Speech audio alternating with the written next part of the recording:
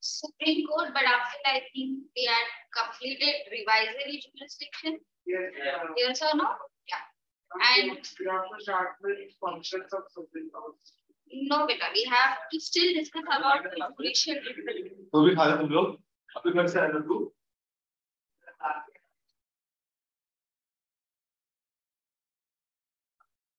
Yes, one of you, if you could give me your textbook, it would be a great help with that.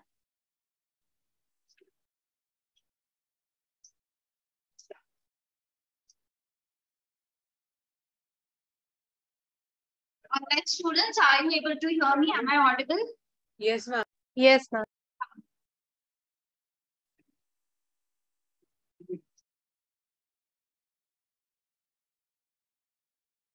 Settle down fast. Let's just brush up what we had studied in the previous class. We were discussing about the jurisdiction. Yeah, that can be filed in the Supreme Court. Yes, so that is called as the jurisdiction of the Supreme Court. First, we completed all about the original jurisdiction. Then we saw what an appellate jurisdiction is. Yes. Then later we completed advisory also, I think. Yes, advisory jurisdiction is completed. Then did we discuss about revisory jurisdiction? Revisory jurisdiction? No, not okay. Okay, we'll start with revisory jurisdiction.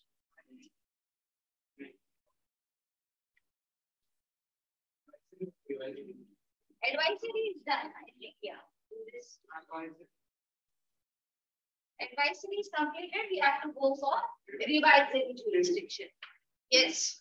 So, I think I had asked you this question. If not, let's see. Just before your exams, you all do revision? Yes or no? A day before an exam, we usually revise the content. We go through what the syllabus is, right? Why do we do that?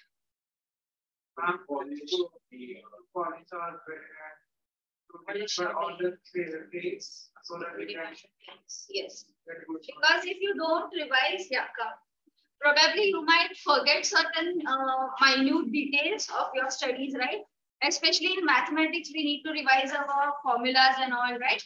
So this thing is done by our Supreme Court also. And revisory jurisdiction means if probably let's take, you know, there is a case that had come in the court around 40 to 50 years back. Okay. This is just an example. It might be a recent case also coming first. And you will sit in the front bench, beta. You will sit in the front bench. Yes, you will. Okay.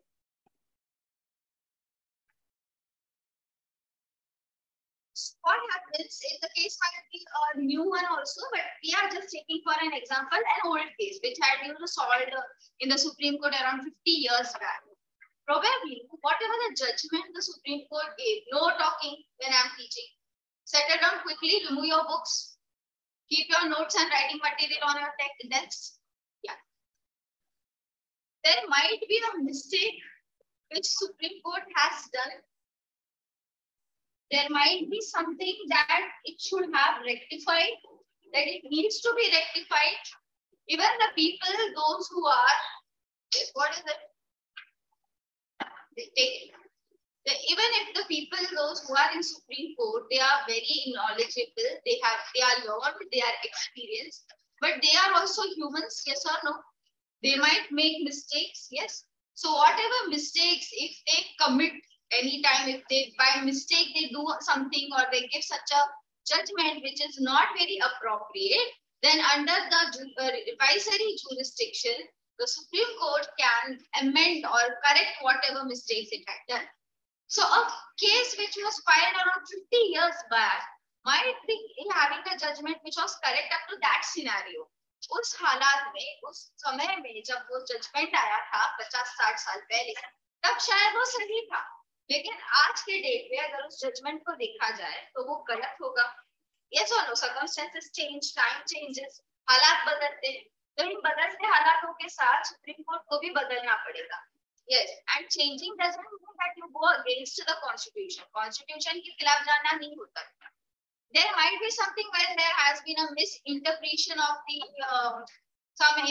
interpretation of some evidences, जो जिस तरह दिखाया गया था उस तरह चीजें नहीं थी, लेकिन जब ध्यान में आया कम से कम तब उस चीजों को क्या करना चाहिए, सुधारना चाहिए. It needs to be rectified. तो ऐसी बात नहीं है कि जो पार्टीज थे उस केस के भले दोनों ही मर चुके हो, इतना पुराना केस भी अगर होगा ना तब भी क्या करेंगे, उस केस को रीओपन करेंगे और रीओपन करके उसे सॉल्व किया जाएगा. That is called revisory jurisdiction. Any doubt in this revisory jurisdiction? Anyone online students followed? Yes, okay. Next we will go to judicial review.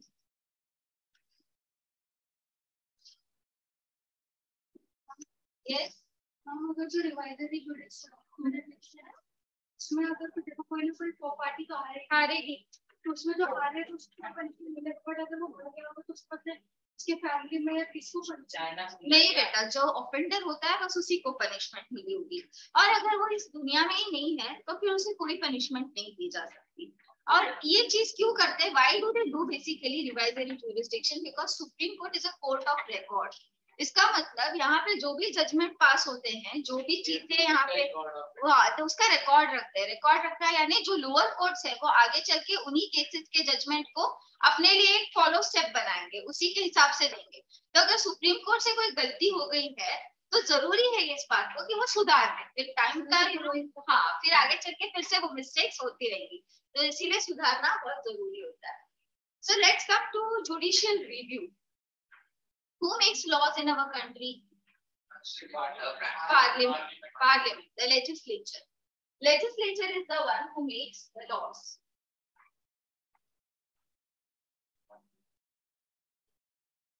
Legislature में कौन से लोग होते बेटा? आपके पार्लियामेंट में कौन से लोग होते हैं? लोकसभा, राज्यसभा. Very good. लोकसभा के मेंबर्स को कौन इलेक्ट करता है? people elect them, right? Okay. Is it necessary हर कोई जो लोकसभा का मेंबर है वो कानून सब कुछ जानता हो? नहीं. Because they are the local people like us, they are from our area, we elect them and then they take up the seat in the Lok Sabha. Yes or no? तो जरूरी तो नहीं है कि वो बहुत कुछ पढ़े लिखे होंगे या प्रोबेबली वो ग्रेजुएट ही होंगे या उन्होंने लॉ ग्रेजुएशन ही किया हो. ये सारी चीजें तो बेटा जरूरी नहीं है. They might be some other technical field, or they might be just arts graduate or a science graduate or a commerce graduate. We just need votes for this. Yeah, we just need higher votes to make them win the election. अब जब election जीत के बेटा वो legislature के member बन गए तो loss तो यही लोग बनाएंगे. Those who are sitting in the legislature, that is the parliament, basically our Lok Sabha members, they are the one who will make a bill and later it will be passed to Rajya Sabha. सुना ये सारी बातें? फिर राज्य सभा में पास हो जाता है बिल, उसके बाद प्रेसिडेंट का सिग्नेचर. यस, तो इस तरीके से एक लॉ बनता है बेटा. तो जो लॉ बनाने वाले लोग हैं वो तो लीगल चीजों को बहुत अच्छे से जानते हो, ये बात जरूरी नहीं है. तो there are chances that they might make some mistakes. Mistake means कैसा mistake? कोई चीज बिल्कुल ही कॉन्ट्राडिक्टरी हो सकती है. मान लेते एक कोई लॉ है जो कंप्लीटली अपोजिट है और उसी का अपोजिट दूसरा लॉ बनाकर इन लोगों ने लेजिस्लेचर में पास करा दिया. पास तो कराया, साथ ही प्रेसिडेंट ने भी उस पर साइन कर दिया. तो फाइनली वो क्या बन गया? फुल प्रूफ लॉ बन गया. यस और no? Now this law will be applicable all throughout the country. Please keep your phones on silent mode, everyone. Everyone keep your phones on silent mode. अब ये चीज तो भाई लॉ बन गई. Now once this law is made, it means that it is applicable all throughout the country. तो जो गलत चीज बनी थी अब वो गलत चीज ही क्या हो गई? एप्लीकेबल हो गई. कहाँ? All throughout the country applicable हो गई. तो ऐसे में सुप्रीम कोर्ट क्या करेगा? जुडिशियल रिव्यू करेगा. That means as soon as it comes to no, Supreme Court को जैसे ही इस बात का पता चलता है कि whatever the law is been made, it is contradictory or opposite or it is wrong as per the structure, basic essence of the constitution, इसके बिल्कुल विपरीत बन गया, उसका opposite बन गया है, then in such cases Supreme Court can declare such a law as null and void. It is also known as ultra vires. इसका मतलब भले ही सुप्रीम कोर्ट को क्या है, it is not allowed to intervene when making laws. Yes, you know, all three are independent. Judiciary अलग होती है, legislative अलग होता है, executive अलग होता है, तीनों को एक दूसरे के कामों में दखल देने का हक नहीं होता है. बट फिर भी यहाँ पे जुडिशरी क्या करेगा, it will intervene in the matters of the legislature and it will declare such a law as null and void. यानी कि आगे से इस लॉ को कोई फॉलो नहीं करेगा. और ये डिक्लेयर करने के लिए कम से कम मिनिमम 5 जजेस आर नीडेड.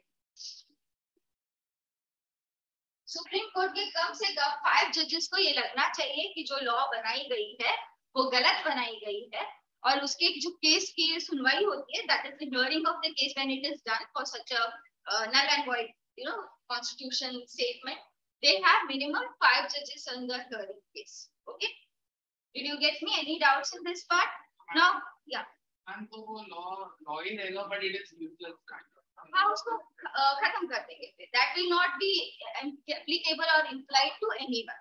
वो बन तो गया है as a law, पर एक कॉन्स्टिट्यूशन में बस बना रहेगा और नीचे लिख दिया जाएगा this has been declared as null and void. है बेटा, 3 आपके एग्जांपल में आपके बुक में दिए गए हैं. Let's see what are they. The Supreme Court has the power to review all national and state laws. अब state legislature भी होता है. You all know state legislature is there, and state legislature constitutes our Vidhan Sabha and Vidhan Parishad. Yes, state assembly council, state assembly and the state council, both the things. So इन्होंने भी laws बनानी होती है for the betterment of the state. तो जरूरी नहीं है हर बार parliament से ही मिस्टेक होगा तभी सुप्रीम कोर्ट आके उसको इंटरवीन करेगा. मान लेते हैं अगर किसी स्टेट ने भी कोई मिस्टेक करी है तो the Supreme Court will intervene and it has the authority to declare such a wrong law as null and void.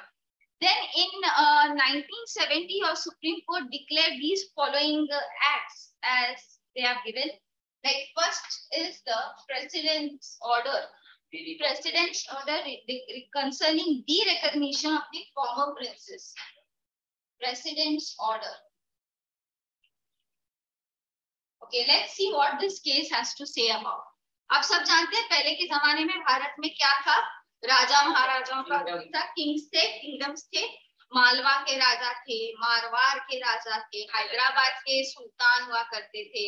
Yes, so there were many kings like this.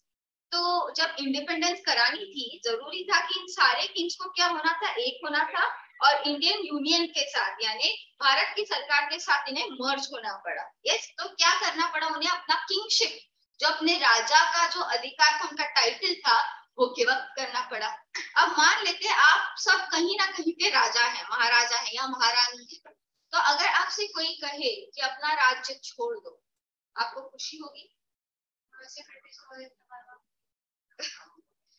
बेटा हमें खुशी तो नेचुरली नहीं होगी because we are the king of that particular reason.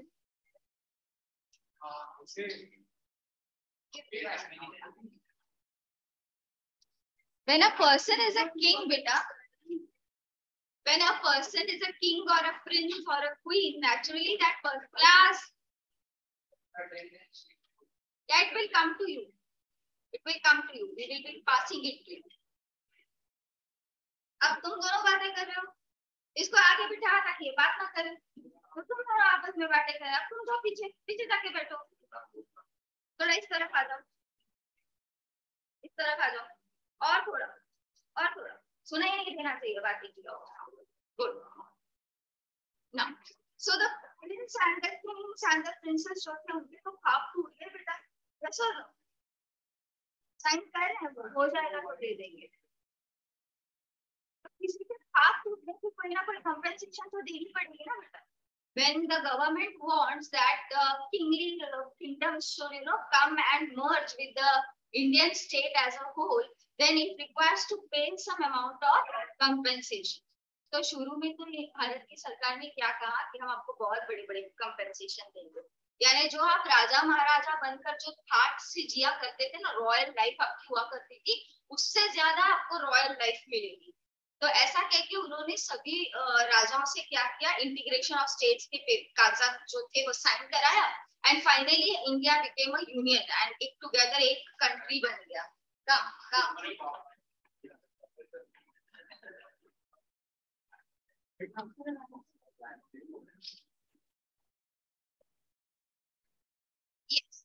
So ultimately class settle down fast and no noise.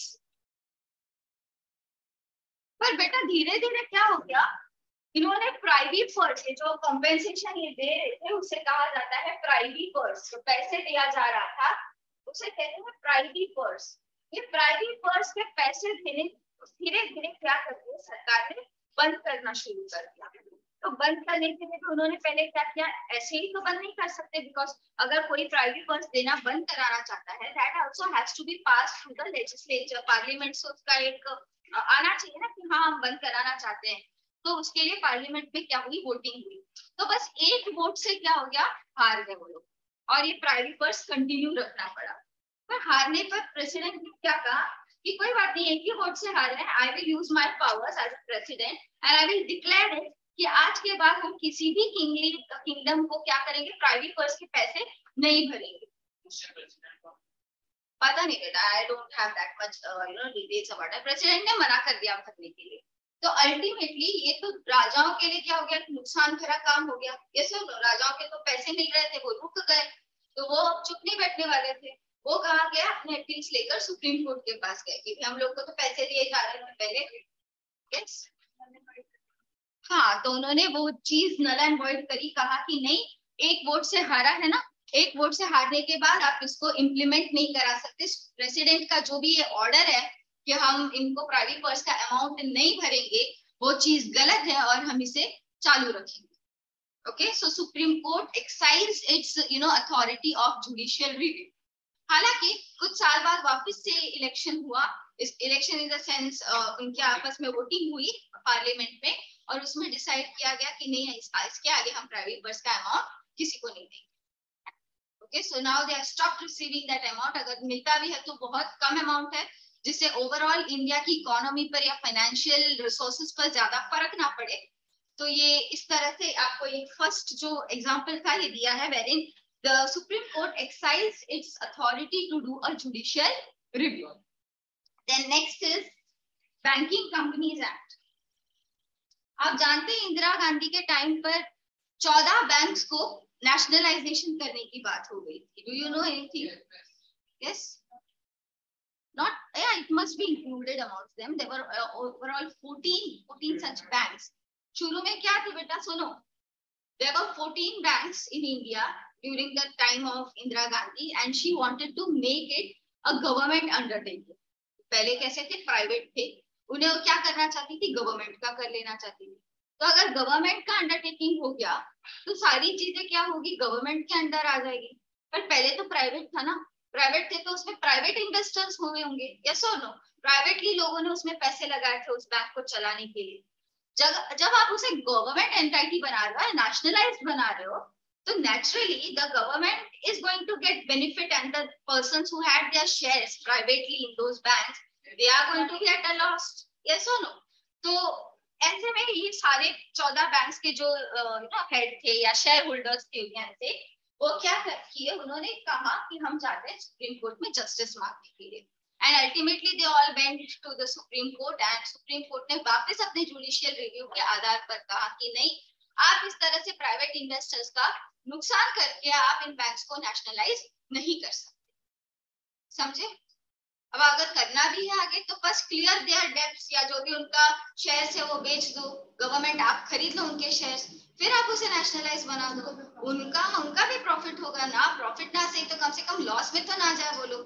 Yes और no?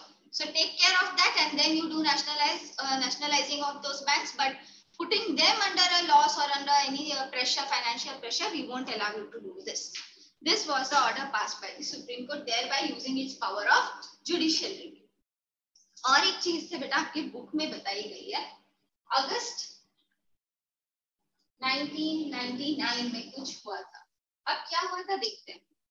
मान लेते हैं आप सभी डॉक्टर्स हैं, ओके, एक मिनट के लिए ऐसा समझ लो that you all are doctors, आप सबने क्या करिए, MBBS कर लिए, ओके, अब सबने MBBS कर लिया and now you all are preparing for your post graduation exams. अब आप सबको क्या करना है, MD करना है, किसी को MS करना है, या so you all are preparing for your post graduation exams.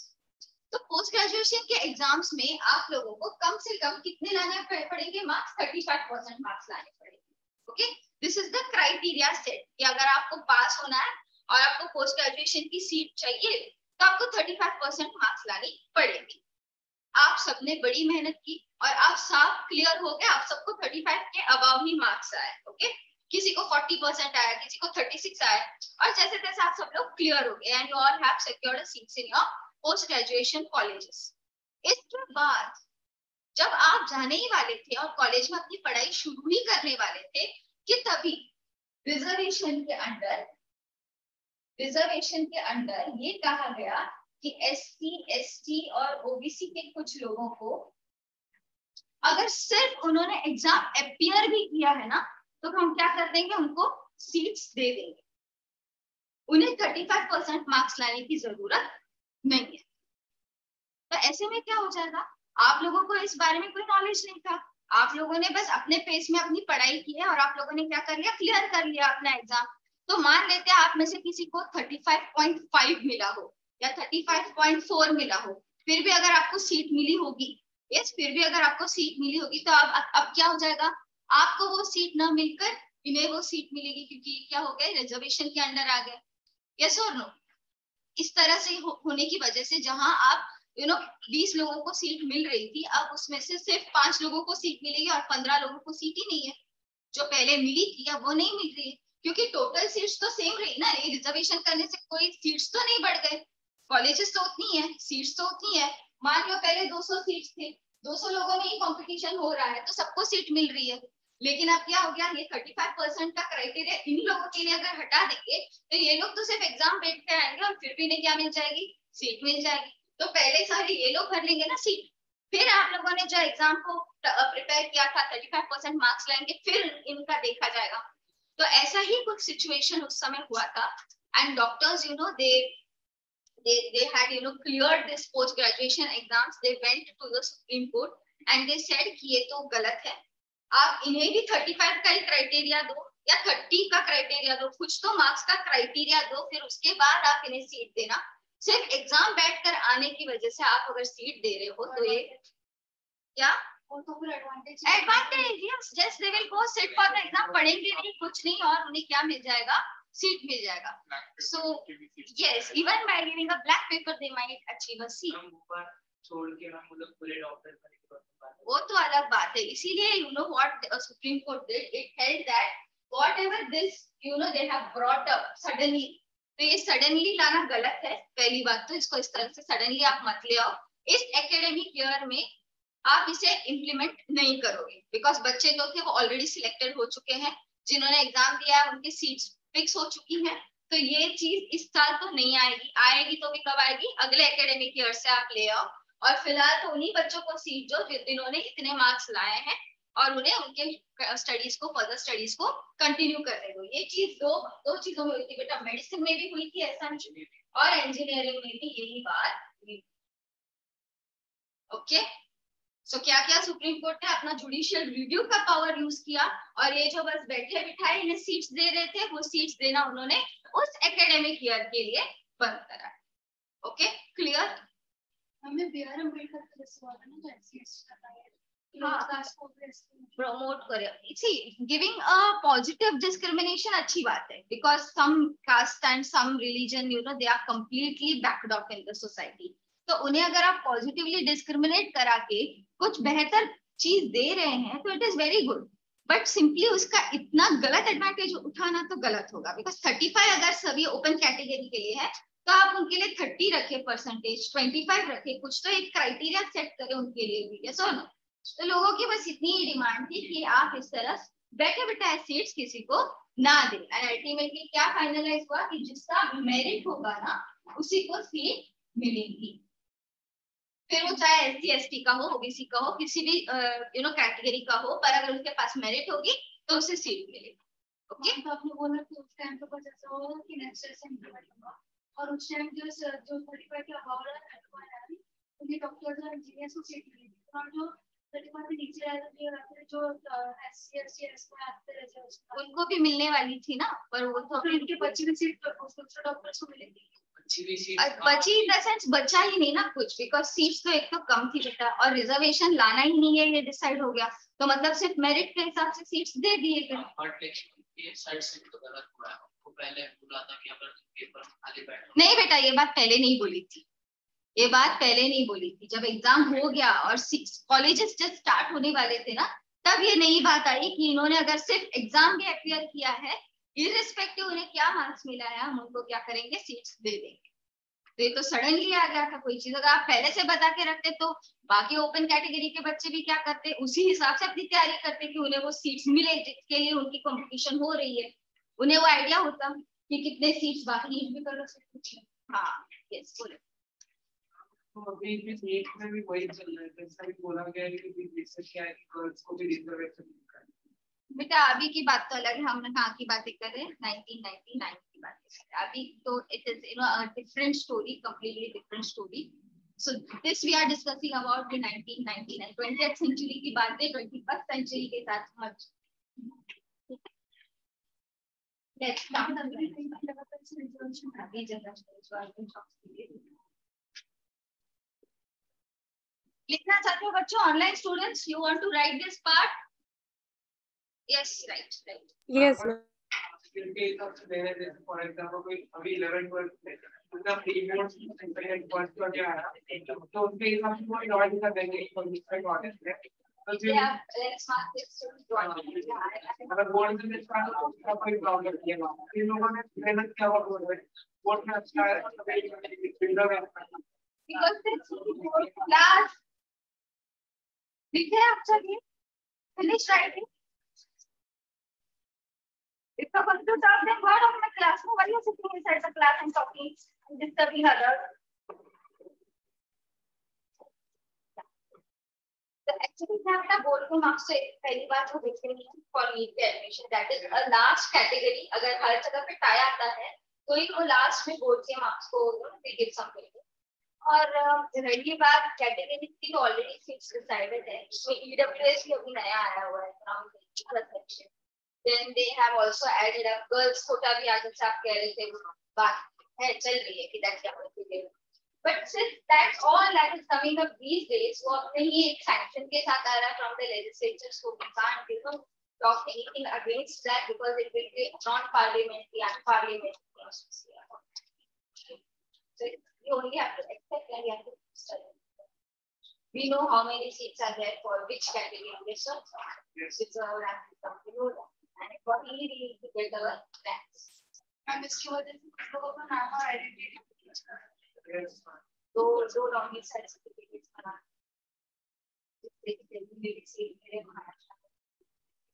अगर कट ऑफ अलग अलग तो वहाँ पे कम कट ऑफ से भागता गलत लॉन्ग साइड बना के लिया।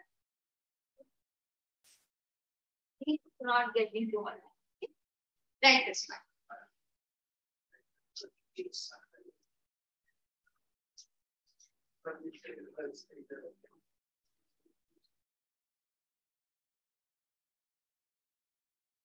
Ultimately, the merit should, you know, it should be given privilege. जिसका मार्क्स है वो आए। हम जैसे अभी अगर ये तरह उठा देंगे तो कंपटीशन और टफ होता है। और कंपटीशन टफ हो जाएगा बेटा, उसके साथ साथ विलेज में रहने वाले कुछ सच में ब्रिलियंट बच्चे भी अपने सीट्स छोड़ देंगे।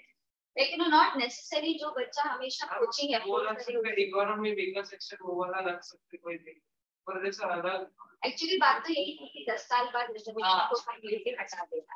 एक बार हम खुद ही अगर हटा देंगे तो जो ब्रिटिश पे वो भी आएंगे, सब लोग भी आएंगे। या तो पर एक्चुअली क्या है, वो चीज को हटाया नहीं गया, इसी वजह से अनएम्प्लॉयमेंट बहुत चला। अगर वो हटा देंगे तो जो लोअर कास्ट के लोग हैं वो वोट नहीं करेंगे, और इन लोगों को वोट चाहिए। अगर वोट चाहिए तो they have to keep that reservation point on. और देखा जाए तो एक तरह से गलत भी नहीं है रिजर्वेशन अगर रख दो, पर कुछ ही चीजों में रखना चाहिए। It should not be given in both the way, चाहे जॉब में भी आप दे रहे हो, पढ़ाई में भी दे रहे हो, तो कोई एक को ज्यादा बेनिफिट हो रहा है और दूसरा completely out of the seat हो जाएगा, तो किसी एक में देना चाहिए। ये भी बात आई है कि फैसला द लेजिस्लेचर दैट रिजर्वेशन अगर दे रहे हैं तो किसी एक ही चीज में दे, या तो पढ़ाई करते समय दे या तो जॉब देते समय। But let's see how things are going to play. वैसे भी बहुत सारे लोगों को उसके बाद या अगर अच्छा किया हो एसटी में तो शेड्यूल ट्राइब है, शेड्यूल कास्ट है, OBC other backward class.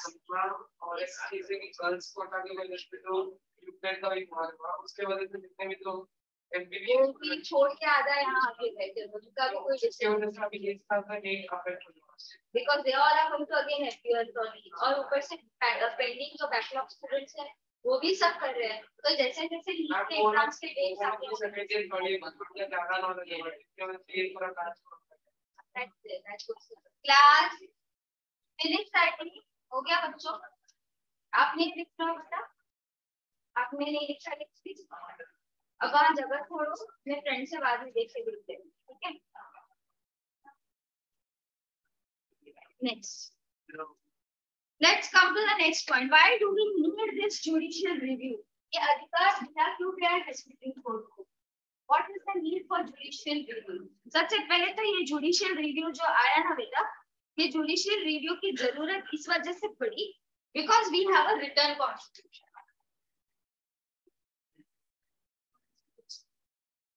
What do you mean by a written constitution? We all know we have a book of constitution with us, yes or no?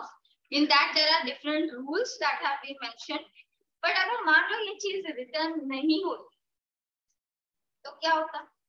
Orally हर चीज होती है, कुछ भी recorded नहीं होता, किसी को कुछ भी आइडिया नहीं होता कि आगे क्या होने वाला है, प्रूफ नहीं होता है, लॉयर्स के लिए भी काम करना मुश्किल हो जाता, जजेस को जजमेंट गलत इस्तेमाल, यस गलत इस्तेमाल हो जाते हैं, यस रेफरेंस नहीं दिया जा सकता, yes, so all this things की वजह से हमने क्या रखा अपना constitution,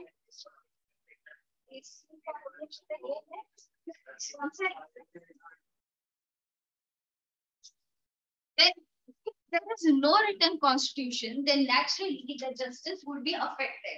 When we have written constitution, we know that what the country expects from us and what we are supposed to do for the country. Yes or no?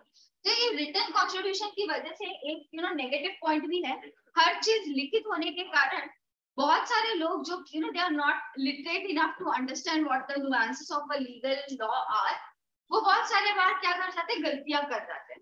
Because not every person is very acquainted with what the legal laws are. मान लो कोई 5-6 ही laws होते जो orally कहने होते, तो वो आसान होता है याद रखने के लिए, हर कोई जानता कि भाई इतना ही लॉ है हमारे कंट्री में रहने का कि रास्ते पे कचरा मत फेंको, ड्रंक ड्राइविंग मत करो, ऐसे 5-10 तो लॉज है नहीं हमारे पास, बहुत सारे लॉज हैं, और कभी कभी क्या हो जाता है या सिचुएशन के बेसिस पर अलग अलग लॉज बनाए भी गए हैं, पर इससे क्या हो जाता है, बहुत सारे लॉज जब बन गए हो तो एक लॉ दूसरे लॉ के साथ क्या कर जाएगा, कॉन्ट्राडिक्ट कर देगा, कॉन्फ्लिक्ट अराइज कर सकता है, कंप्लीटली अपोजिट हो सकता है ना एक लॉ दूसरे लॉ के साथ. इस सिचुएशन को ऐसा बना है तो पूरा अलग हो सकता है, या तो आधा उसका कोई पार्ट अलग हो सकता है, या कंप्लीटली लॉ अपने आप में क्या हो सकता है, गलत ही हो सकता है. तो ऐसे सिचुएशन में अगर सुप्रीम कोर्ट इंटरवीन नहीं कर पाता और नहीं बता पाता कि ये जो बना है या जो बना के हमने रखा है इस कॉन्स्टिट्यूशन में वो गलत है या इसको सुधारने की जरूरत है, तो हम जिंदगी भर क्या करते हैं, गलत कॉन्स्टिट्यूशन को अपना रूल ऑफ लॉ या रूल बुक मानकर चलते. कोई अगर आपको रूल बुक दे रहा है तो नेचुरली रूल्स तो सही होने चाहिए ना, वरना ये रूल को फॉलो करे या ये रूल को फॉलो करे. कोई आपसे कह रहा है कि आपको हॉस्टल में मान लो आप रह रहे हो और आपसे कहा गया है कि शाम को 8 बजे के बाद आप बाहर नहीं जा सकते, यस, और अगर वही 5-6 पन्ने के बाद अगर ऐसा लिखा है कि आप मेडिसिन लेने के लिए शाम को 8 बजे के बाद ही बाहर जाओगे, तो मतलब ये दोनों आपस में कॉन्ट्राडिक्टरी हो गया. एक रूल कह रहा है कि 8 बजे को आप बाहर नहीं जा सकते, दूसरा कह रहा है मेडिसिन लेने के लिए आप 8 बजे के बाहर जा सकते हो, तो मतलब हर कोई क्या करेगा, कहेगा कि मैं तो मेडिसिन ही लेने जा रहा हूँ, यस और नो, और आते समय पैरासिटामोल का स्ट्रिप लेके आ जाएगा और कहेगा कि मैं तो मेडिसिन लेने गया था, यस और no, and they are doing, they are violating the rules. तो ऐसी सारी चीजें कॉन्स्टिट्यूशन में ना हो, इसीलिए जुडिशियल रिव्यू को रखा गया है. Then second thing is the legislature में नॉट पोसेस द विजडम. जैसे कि मैंने अभी कहा था आपसे कि लेजिस्लेचर में लोग जो होते हैं, जो ये लॉस बनाते हैं, जो हमारे पार्लियामेंट के मेंबर्स हैं, लोकसभा के मेंबर्स हैं, जरूरी तो नहीं है ना कि वो हर कोई लीगल या लॉ ग्रेजुएट हो, तो उनसे क्या हो सकती है, गलतियां हो सकती हैं. When they make mistake, someone has to rectify them, yes or no? So this rectification work is entrusted to the Supreme Court.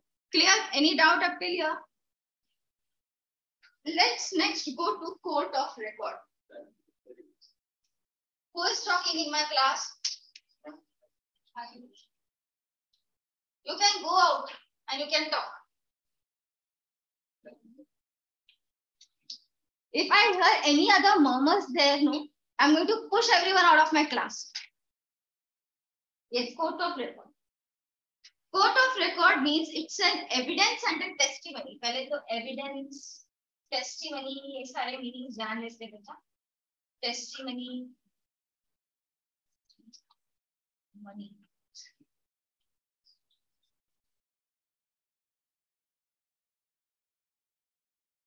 Then precedent.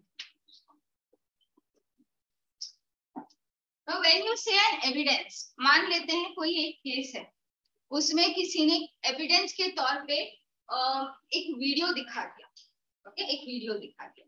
अब केस था क्रिमिनल नेचर का और कोई और दूसरा एविडेंस अवेलेबल नहीं था, तो उसी वीडियो के एविडेंस को क्या करना पड़ा, एक प्रूफ की तरह समझ के डिसीजन देना पड़ा.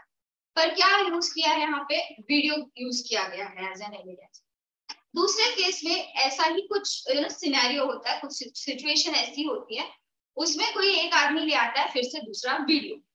अब उस केस में तो वीडियो चला था ना, तो इस केस में भी तो वीडियो चलना चाहिए, पर इसमें बहुत सारे दूसरे सपोर्टिंग डॉक्यूमेंट्स है जो उस वीडियो के बिल्कुल अलग बात बता रहे हैं, अपोजिट बात बता रहे हैं.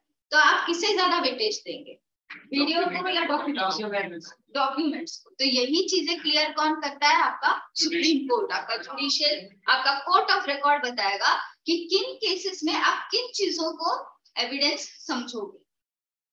ओके, ऐसे बहुत सारे केसेस होते हैं. मान लेते हैं कोई एक ड्रंक ड्राइविंग का केस है, किसी ने स्कूटर वाले को उड़ा के ट्रक चला गया. अब क्या होगा, इसमें आपको एविडेंस क्या मिलेगा, सीसीटीवी कैमरा की रिकॉर्डिंग ही एक एविडेंस होगी, यस और नो. तो इसमें आपको क्या कोई रजिस्टर्ड डॉक्यूमेंट मिलेंगे जो आप दिखा सकते हो, नहीं. तो ऐसे में एविडेंस क्लास, ऐसे में एविडेंस क्या होगा आपका, वही सीसीटीवी कैमरा की रिकॉर्डिंग, आपका वीडियो हो जाएगा एविडेंस, जो कि अदर केसेस में शायद एप्लीकेबल ना हो. समझे? तो इसलिए एविडेंस को भी क्या करते हैं, कोर्ट ऑफ रिकॉर्ड के अंदर ले आते. तो ये कोर्ट ऑफ रिकॉर्ड कहाँ से आएंगे, आपके सुप्रीम कोर्ट से और हाई कोर्ट से. हाई कोर्ट और सुप्रीम कोर्ट दोनों के पास ही ये अधिकार होता है that whatever cases it is hearing, it can make a note of it and it can save it. Save it for whom? For the district court and the subordinate courts. Yes, वही तो छोटे छोटे हैं जिनको इनके पद चिन्हों पर चलना है, इनको देखकर काम करना है, तो उनके लिए क्या होता है, सेव करके रखा जाता है. एंड मान लेते एक, हाँ, प्रेसिडेंट का भी एक मतलब समझते हैं. President are those similar case जो पहले होके गया है. Yes, dinosaurs are above presidents, yes और नो. हमारे आने से पहले डायनासोर थे, यस और नो, तो वो हमारे प्रेसिडेंट हो गए. Then testimony is something a proof. You can say testimony का मतलब होता है प्रूफ. अब देखिए क्या हो जाता है ना, कभी कभी मान लेते कोई केस आप ले गए, आप सब क्या है, लॉयर से. इस समय आप समझिए, आप अपने आप को एक लॉयर समझिए. आपने क्या किया, आप एक केस ले गए अपने हाई कोर्ट में. ओके, उस केस को आपने देखा, समझा, अच्छे से उसको जाना एंड उसकी बहुत स्टडी की. स्टडी करने के बाद यू रियलाइज ये similar case was fought few years back in the Supreme court. कहाँ, सुप्रीम कोर्ट में सिमिलर केस हुआ था. आपने हाई कोर्ट के वकील, आपने क्या किया, आपने उसका साइटेशन दे दिया, इन अदर वर्ड्स रेफरेंस दे दिया. जब आप केस की सुनवाई चल रही थी, तो आपने जज के सामने क्या कहा कि similar this case, similar there was fought around 5 years back in Supreme Court and Supreme Court had given this type of order. अब मान लेते हैं उस हाई कोर्ट के जज ने कहा कि सुप्रीम कोर्ट को करने दो जो करना है, ये कोर्ट मेरा है, यहाँ का जज मैं हूँ, मैं करूंगा अपनी मनमानी. तुम अपने साइटेशंस रखो अपने पॉकेट में, मुझे नहीं चाहिए ये सब, ये हमारा हाई कोर्ट है ना, हम तो वही करेंगे जो हमको अच्छा लगेगा. अगर ऐसा उन्होंने कह दिया, तो आप एज ए लॉयर क्या करोगे? हर चीज के लिए बेटा PI. सुप्रीम कोर्ट में तो आप तब केस ले जा सकते हो ना जब उस केस को कोई क्वेश्चन ऑफ लॉ हो. यहाँ पे तो कोई क्वेश्चन ऑफ लॉ है ही नहीं, यहाँ पे तो सुलझा केस है. ऐसा बोल ही नहीं सकता. क्यों बोल नहीं सकता? Court of record. अगर कोई जज उस साइटेशन इन द सेंस जो एक प्रेसिडेंट केस है, जो एक सिमिलर केस है जो सुप्रीम कोर्ट में होके गया है, उसका रेफरेंस लेने से मना कर दे तो उस जज को कंटेम्प्ट ऑफ कोर्ट के अंदर पनिश कर दिया जाएगा। तो कोई जज पनिश होना चाहेगा, सस्पेंड होना चाहेगा, अपना नाम खराब करना चाहेगा? नहीं करेगा ना। तो चुपचाप क्या करेगा, सुप्रीम कोर्ट के जो भी एविडेंसेस थे, जजमेंट थे, उसके साइटेशन को, उसके रेफरेंसेस को मानेगा। Okay, follow what is a court of record and how important it is. So no authority can deprive the court of this right, and if a person commits a contempt of court, he shall be liable to be punished. Person in the sense here तो जज भी हो सकता है। हाँ पूछो, कुछ doubt है? मैम तो आपने जैसे बोला वो तो साइटेशन से उसी की तरफ से तो हाई कोर्ट को भी वो लेना पड़ेगा। अगर बाई चांस कोई भी हाई कोर्ट ने ऐसा नहीं लिया तो क्या होगा? अब देखो बेटा, सुनो, दो कंडीशंस हो सकते हैं। मान लेते हैं वकील ने तो एक साइटेशन दिया, एक रेफरेंस दिया कि भाई ये तो सिमिलर केस है और इसी सिमिलर केस के हिसाब से जजमेंट तो यही होना चाहिए। ओके, लेकिन कुछ दिनों बाद जो अपोजिट पार्टी का लॉयर है उसने कुछ ऐसे एविडेंसेस प्रेजेंट कर दिए जिसके बाद वो साइटेशन वैलिड ही नहीं बचा। यस और नो, दिस कैन हैपन। अब अगर केस का रुख ही बदल गया और रेफरेंसेस भी बदल जाने पड़ेंगे फिर तो, क्योंकि अलग एविडेंस आ गया, अलग सेट ऑफ प्रूफ आ गए, अलग सेट ऑफ टेस्टिमनीज आ गई, सिमिलर ही नहीं, तो सिमिलर ही नहीं रहे, और सिमिलर नहीं रहा तो क्या होगा, साइटेशन वैलिड नहीं है। फिर दूसरे साइटेशन ले आओ, फिर और स्टडी करो, उस तरह का केस ढूंढो जो सुप्रीम कोर्ट में पहले होके गए। ओके, फिर उसका क्या करेंगे, साइटेशन। समझे बेटा? Clear? Now let's come to the functions of the Supreme Court. Shall I erase this part? Online students, are you getting what I'm teaching? Any doubt? No, ma'am, no doubts. Okay. Aditya, any doubt? No, shall I erase this part? Yes. लिखे तो नहीं है सब लोगों ने? आप दोनों ने लिखे, आपने लिखा? बस इतना ही लिखा आपने? और ये सब जो बाकी की रामायण मैंने लिखे वो कौन लिखेगा?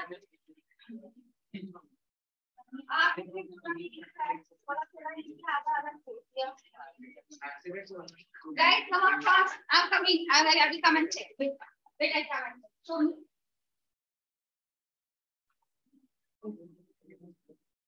Okay, that photo. There is no.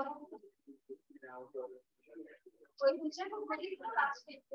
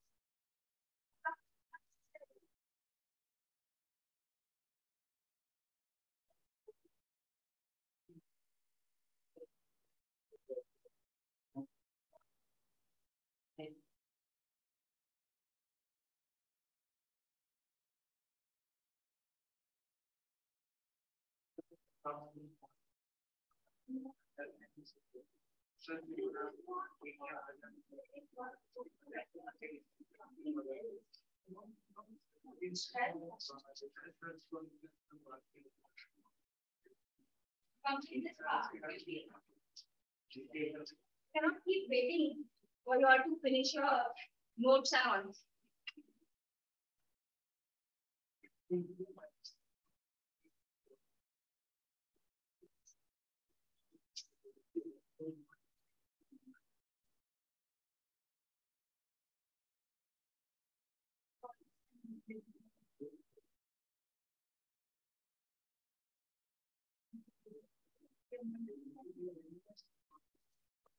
Class.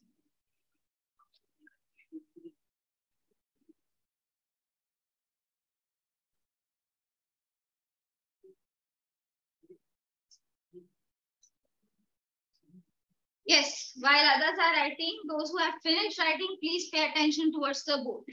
Now we are going to study the next part, that is functions of the Supreme Court. What do you think must be the function of a Supreme Court, beta? क्या करता होगा supreme court? Justice देता है। Loss तो वो नहीं बनाता, loss is made by the legislature.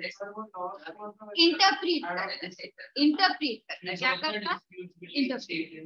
Yeah, it has many different jurisdictions. Yes. So let's see what is the first thing that it does is settlement of dispute. Settlement of dispute. Yes, one of you please read what's given under settlement of dispute. Yes, you read. Original. The Supreme Court has the original jurisdiction to settle disputes between the central government and one or more states and union territories, as well as between different states and union territories. Besides, it has original jurisdiction with regard to the enforcement of fundamental rights, transfer of cases from high courts, and interpretation of the Constitution. Yes. Have we not heard about all these things when we were studying about original jurisdiction? Any doubt in this part? Anyone? Read further. On appeals, the Supreme Court deals with appeals which are made to it in respect of its original jurisdiction. It gives its verdict on the interpretation of the Constitution. It also settles interstate or union state disputes. Using its appellate jurisdiction, it hears appeals involving interpretation of the Constitution on civil and criminal cases where a special point of law is involved. Appeal by special leave. Yes, have we not discussed about all these things? Any doubt? What is special leave? You all understand what special leave means? अगर high court certificate ना दे और फिर भी अगर आपको कोई case ले जाना है सुप्रीम कोर्ट में, then it can call that case to the Supreme Court and then it is called special leave, appeal by special. Let's see in detail something else also they are given. Let's see what is that. Appeal by special leave. Under Article 136 of the Constitution, the Supreme Court can allow leave to appeal against the judgment of any court of India. It is a special power which is to be exercised only under exceptional circumstances. The Supreme Court has laid down the principles according to which this power shall be used. Yes, let's see. First thing is when you are taking a case on an appeal to Supreme Court, तो वैसे तो हारने वाले लोग बहुत सारे होंगे high court में, डिस्ट्रिक्ट कोर्ट्स में, यस और नो? तो क्या वो सभी लोग जा सकते हैं सुप्रीम कोर्ट में? नहीं जा सकते. तो किन केसेस में जा सकते हैं? देखिए, read first point. In civil cases, special leave to appeal would not be granted unless there is a question of law or general public interest involved in the case. Yes, you all know that once there was a case of Bhopal gas strike. Yes. Have you heard about that case? तो उसमें क्या हुआ था? Shriram food fertilisers ने उनके एक staff की गलती की वजह से पूरे उस एरिया में कुछ पॉइजनस गैसेस बाहर आ रहे थे, कार्बन मोनोऑक्साइड, और लोग सोते सोते मरेंगे थे. तो ऐसे में क्या किया, एक MC Mehta I think, he filed a PIL. तो पीआईएल हम कब फाइल कर सकते बेटा? जब ऐसा कोई केस हो जिसमें और फंडामेंटल, एक तो जीने का उनका फंडामेंटल राइट था, यस और नो? जो सोते सोते मर गए तो उनसे वो फंडामेंटल राइट हो गया, छीन लिया गया. तो पीआईएल इस केस में फाइल हुआ था जहां पे लार्जर पब्लिक वाज इन्वॉल्व. मतलब कोई एक आदमी मरा था क्या? नहीं, बहुत सारे लोग मरे थे और बहुत सारे लोगों की जाने गई थी. Even till now, there are some birth deformities in people who are born in that area. क्योंकि वो वहां का गंदा पानी अभी भी उसके ट्रेसेस बचे हैं जो वो पीते हैं, जिसकी वजह से अभी भी लोगों में हियरिंग डिफॉर्मिटी हो जाती है, कोई देख नहीं पाता है, कोई बोल नहीं पाता है. तो इस वजह से क्या हुआ था, MC Mehta, if I am not wrong, MC Mehta ही थे जिन्होंने क्या किया था, पीआईएल फाइल किया था. पीआईएल में क्या एमसी मेहता का कुछ बिगड़ा था? नहीं, एमसी मेहता का कोई लॉस नहीं था. वैसे तो यस, वो रिप्रेजेंट करने गए थे, थर्ड पर्सन गए थे. बट पीआईएल जो है, अगर आपका खुद का कुछ लॉस नहीं भी हो रहा हो, आप खुद एक पार्टी ना हो उस केस में, तब भी आप पीआईएल फाइल कर सकते हो. Got it? पर यहाँ पे क्या बता रहे हैं, सिविल केस अगर है कोई, तो सिविल केसेस में जनरल पब्लिक के रिलेटेड कोई क्वेश्चन होना चाहिए, और the question should be something related to constitution के इंटरप्रिटेशन पर. कॉन्स्टिट्यूशन के इंटरप्रिटेशन मीन्स कॉन्स्टिट्यूशन ने जो बताया है उस बातों को समझने में अगर कोई गलती हो रही है या उसको अनड्यूली जानबूझकर गलत तरीके से समझाया जा रहा है, गलत तरीके से इंटरप्रीट किया जा रहा है, तो सिविल केसेस में आप सुप्रीम कोर्ट तक जा सकते हैं. अदरवाइज एनी अदर केस, मैं हार गया हाई कोर्ट में, चलो चलता हूँ सुप्रीम कोर्ट में, ऐसा आप नहीं जा सकते. समझे? Read next point. In criminal cases, the Supreme Court interferes when it is shown that exceptional and special circumstances exist and grave injustice has been done. Yes, कभी कभी बेटा ऐसा हो जाता है कि कोई एविडेंस के लैक होने की वजह से, मान लेते हैं कोई एक एविडेंस नहीं है और उस एक एविडेंस के न होने की वजह से कोई जज किसी अपराधी को बहुत बड़ा अपराधी साबित करके सजाए मौत सुना देता है, बट वो एविडेंस ना नहीं होने के कारण जो उसको सजा मिल रही है उससे कई ज्यादा बड़ी बात तो ये होती है कि ऑल थ्रू आउट उस पर्सन की पर्सनैलिटी, उसका बिहेवियर, उसका कोड ऑफ कंडक्ट अच्छा रहा है। कोई मान ही नहीं सकता कि इसने तो इतनी बड़ी गुनाह की होगी, बट उसे अपने आप को बेगुनहगार साबित करने का कोई एविडेंस ही नहीं होता। सारी चीजें ऐसी होती है, हाँ, इसको वो इतना टिप पर ले जाते हैं, एक टिप पर ले जाते हैं कि उसको मानना ही पड़ता है। अल्टीमेटली कुछ पुलिस ऑफिसर्स ऐसे भी होते हैं जो मारपीट करके उससे एक्सेप्ट करवा लेते हैं कि ये गलती मैंने ही करी है, ये अपराध मैंने ही किया। तो ऐसे चीजों में क्या होता है बेटा, आप स्पेशल केसेस जहां होते हैं जहां पे क्लियरली समझ में आ रहा है कि ये चीज ऐसी नहीं थी। Even for Sushant Singh Rajput case they say that it was not a suicide, it was a planned murder, but कोई प्रूफ नहीं है ना ये बता सके कि ये मर्डर ही था। So because of that, yes, तो बड़े लोग का भी हाथ हो सकते हैं, बड़े लोगों का हाथ होता है, पॉलिटिकली इन्फ्लुएंशियल पीपल के हाथ होते हैं बेटा, ऐसे नहीं बहुत बड़े बड़े हाथ होते हैं। जैसे आप यूं दिखा रहे हो ना, इससे भी बड़ा हाथ होता है, हमारे हाथ तो बस छोटे छोटे। तो ऐसे में क्या हो जाएगा, क्लास बाद अपने जोक्स आप बाद में क्रैक करें, पहले मेरी बातें सुन ले बेटा, आपको और अच्छे अच्छे जोक्स के आइडियाज मिलेंगे अगर आप मेरी बातें सुनेंगे तो। ओके, सो ऐसे में क्या होगा, लैक ऑफ एविडेंसेस की वजह से किसी बेगुनहगार को भी सजा देनी पड़ जाएगी और ऐसे में सुप्रीम कोर्ट क्या करेगा, इंटरवीन करेगा। और क्रिमिनल केसेस जो होते हैं ना, दे आर ग्रेव नेचर। ऐसा मानते हैं कि क्रिमिनल केसेस में if the judgment is death sentence और life imprisonment, then you are taking away somebody's liberty, किसी की आजादी आप छीन रहे हो और आप किसी को डेथ पेनल्टी देकर जीने का अधिकार, उनका जो फंडामेंटल राइट है वो छीन रहे हो। तो ऐसे में क्या होगा, सुप्रीम कोर्ट के पास आप जा सकते हो and you can fight your case. और जैसे कि मैंने आपको पहले भी बताया था, अगर क्रिमिनल केस है तो उसके लिए आपको सर्टिफिकेट के लिए रुकने की जरूरत नहीं पड़ती है, provided if you have got death penalty और लाइफ इम्प्रिजनमेंट का कोई केस होगा तो आप सीधे सीधे विदाउट सर्टिफिकेट भी कहाँ जा सकते हो, सुप्रीम कोर्ट जा सकते हो। Yes, read the third point. The Supreme Court could quash the decision of a tribunal when the tribunal has exceeded its jurisdiction or adopted a procedure which runs against the established rules of natural justice. Now see, first thing, what is a tribunal? बताया था मैंने आप लोगों को tribunal क्या होता है।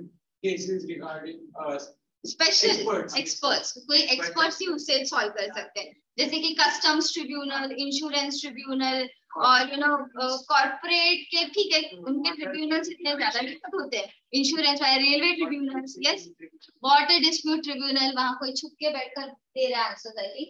थोड़े इस तरफ आ जाओ बच्चों, आप लोग दीवार के पीछे बैठोगे तो टीचर को नहीं देना है। अच्छा, यही दे रहा है, गुड, मार्क्स की वजह से टीचर्स समझ नहीं पाते किसने आंसर दिया। ओके, सो तो क्या होता है, ट्रिब्यूनल एक अलग सी एक चीज होती है जो स्पेशली इन्फॉर्म्ड या इंटेलेक्ट्स को अपॉइंट करके उन्हें कोई जजमेंट देने का मौका देता है।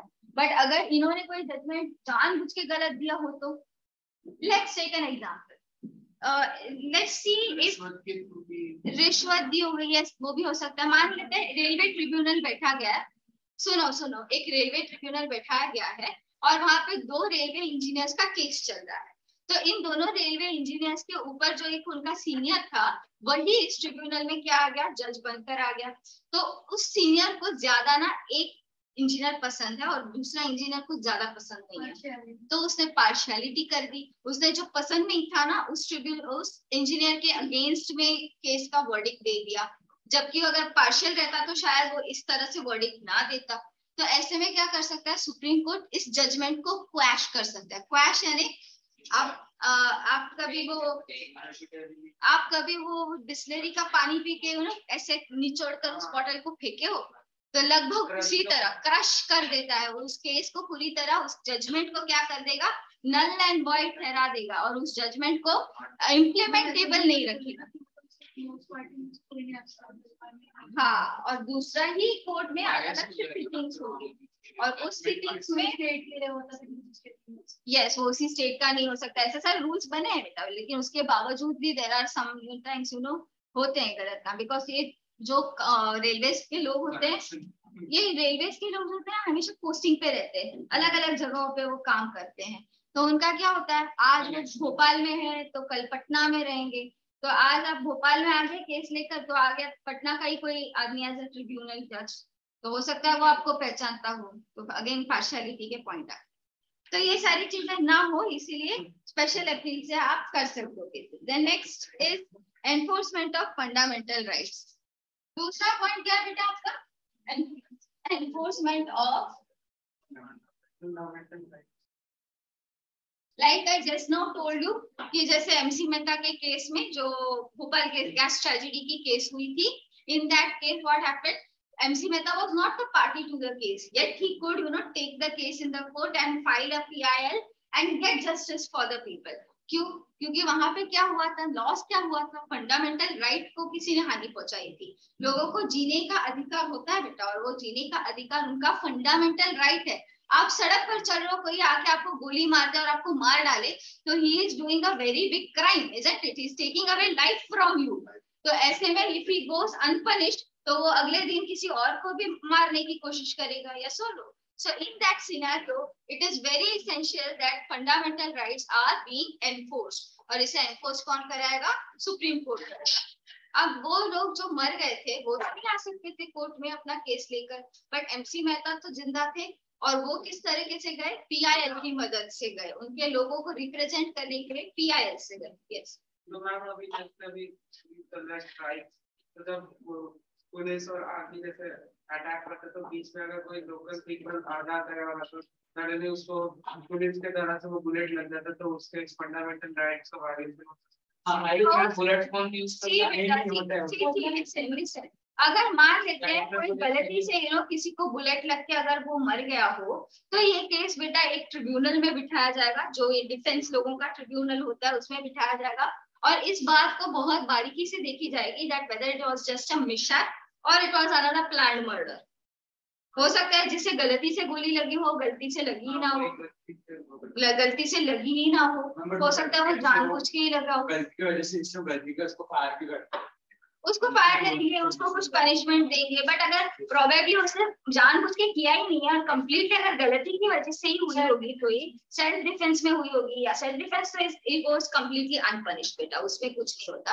बट अगर उसने पूरी अपनी यू नो ताकत लगाकर हर तरीके से प्रिकॉशन लिया था, फिर भी इस बंदे को लगा, तो उस बंदे की गलती है बेटा। वो वहां आया ही क्यों जहाँ बैरिकेडिंग हो रखी थी, जहाँ यू नो सर्जिकल स्ट्राइक जैसा सिनेरियो था, जहाँ एनकाउंटर होने वाला था, आप आए क्यों बीच में, और आप खुद की जान क्यों गवा बेटा, और उसके फैमिली को कुछ कंपेंसेशन दे दिया जाएगा, monetary compensation. Then let's come to the next part, administrative and supervisory function. Yes, who will read? Someone else? Would you like to read? Yeah, you read. Administrative and supervisory functions. Appointments of officers and staff of the Supreme Court are made by the Chief Justice of India or by such other judge as he may direct. Yes, so appointments कौन करते हैं of officers and staff of Supreme Court? Ma'am ये वाला part तो बहुत omitted है। Is it omitted from the board? Yes, yes. Because as far as my knowledge, it has been said that कोई भी इसका Supreme Court का cut नहीं है। हमारे स्कूल में बोला है क्या कट है? हमारे ये वाला कट है, कहना वाला, और हमारा लास्ट नहीं होता। And what about the bricks? Bricks है? मैम ब्रिक्स है ना? ब्रिक्स से बाकी सब ये BRICS. Okay, so we can just give. Anyway, the class is ending today, so that's all for today, beta. But we will see then continue in the next class. थोड़ा हम पढ़ लेते हैं उसके बारे में भी, no harm. We'll just talk a bit of it. Which book is this? Thank you.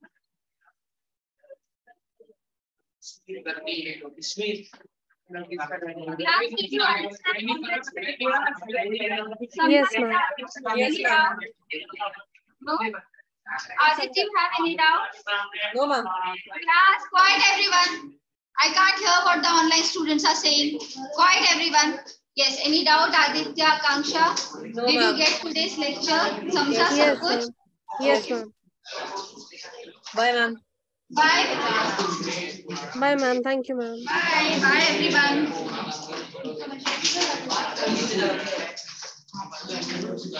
हुआ था मेरा वो काम उसका पेपर निकल चुका है ना